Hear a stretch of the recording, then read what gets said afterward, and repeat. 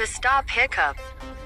Ear pressure equalization helps balance middle ear pressure during flying or diving. Increase in intrathoracic or intra-abdominal pressure occurs naturally during defecation, heavy lifting, or childbirth. Termination of supraventricular arrhythmias can restore normal rhythm in certain supraventricular tachycardias, SVT. To perform the Valsalva maneuver, 1. The person should take a deep breath. 2. Then, by closing their mouth and pinching their nose, they should try to blow air out so that no air escapes. 3. Hold this pressure for about 10 to 15 seconds. 4. Then release slowly and breathe normally.